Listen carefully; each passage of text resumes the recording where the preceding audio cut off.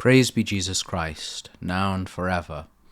We've heard, as we've discussed before, much about this so-called quiet revival. It's true that numbers are up.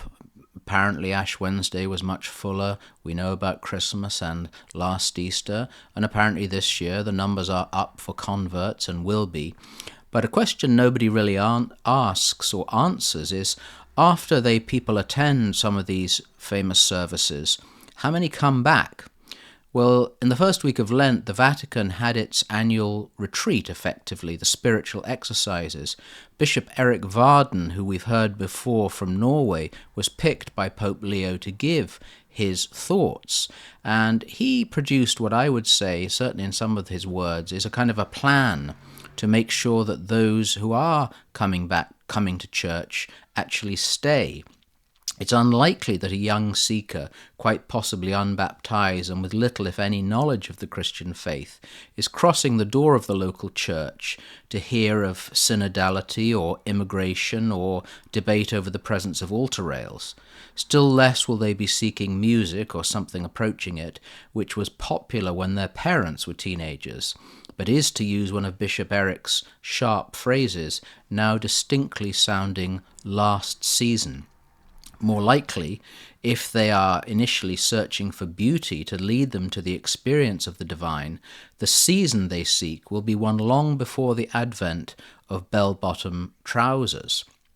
Varden rightly and perceptively focuses on the reality that in a highly confused and technocratic age, people are echoing the question of Pilate: what is truth?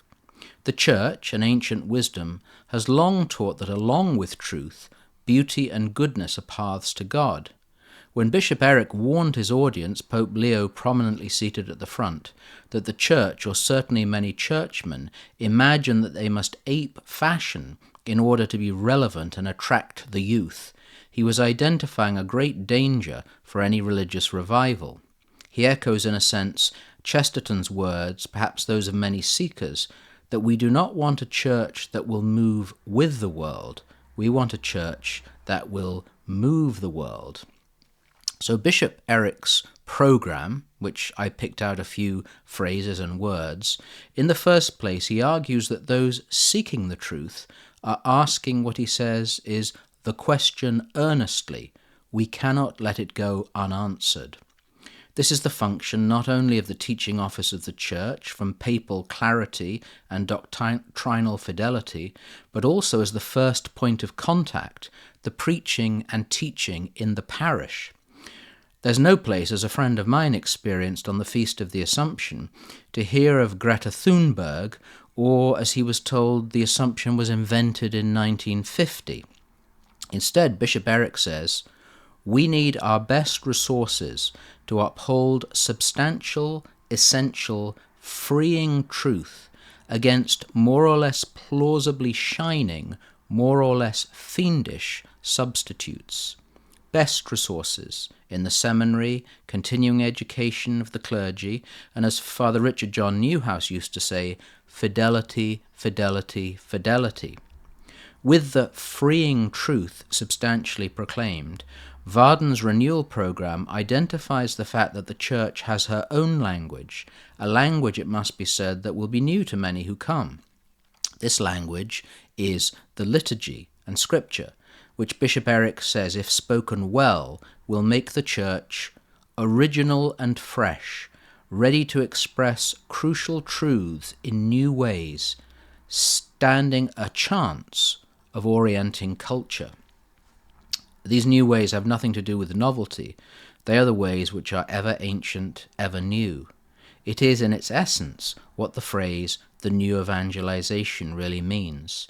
This means, once again, the best resources, music, art, and the experience of the transcendent within the walls of the Church.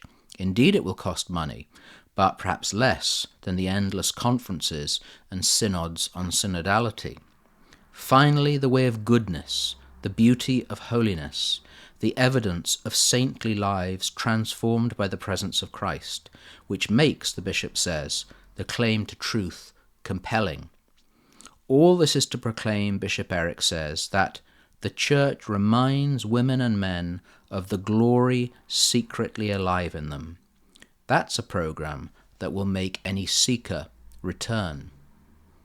Brethren, be sober, be vigilant, because your adversary the devil, like a roaring lion, walketh about, seeking whom he may devour.